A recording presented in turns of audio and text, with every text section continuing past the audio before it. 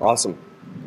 Thanks for that information. Now, one of the posts that was on the blog was they had the question, when you go spinning and then you ride your bike, do you have some tips on how to keep your spinning cycle, I guess, or your spinning bike set up close to your real bike so that you don't create injuries while you're working out?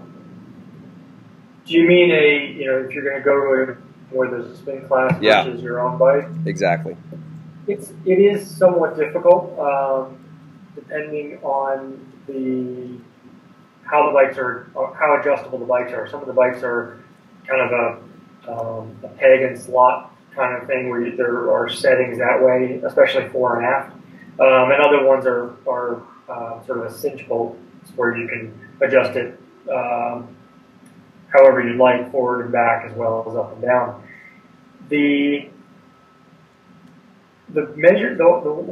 piece that's hardest, I mean, it's relatively easy to take a short tape measure, and measure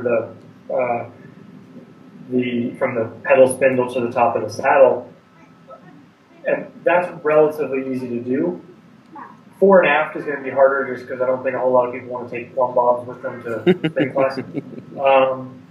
But as fore and aft, it's somewhere you can scoot around the saddle a little bit and adjust for that yourself a bit.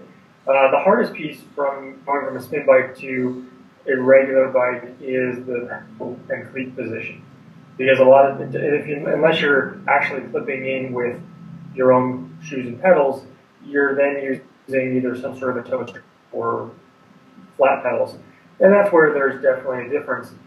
One of our recommendations and how we've adjusted our methods for spinning has been to look at those sessions in greater context. So there's nothing wrong with going to a spin class, but a lot of spin classes are not really cycling oriented. They're general fitness oriented, or they're sort of health club based. And there's nothing wrong with that, except that probably, if the intervals that work best for cycling are pretty boring, to be perfectly honest. I mean, they're 10 minutes at the same intensity, or 3 minutes that are really hard, and the repetition, they're not entertaining like a lot of spin classes try to be, so that they can engage relatively casual exercise folks. So we look at the spin classes as kind of a supplement to an actual structured training plan. If you're doing a structured training program on the road, or on a trainer in your home, and you want that camaraderie and you want the support of going to a spin class, or you just want to suffer fest. I mean, there's nothing wrong with occasionally just driving yourself into the ground. Then go and do that, and just keep it in perspective as to that's what that hour is going to be at a spin class, and go and do your more cycling specific work. Great. All right.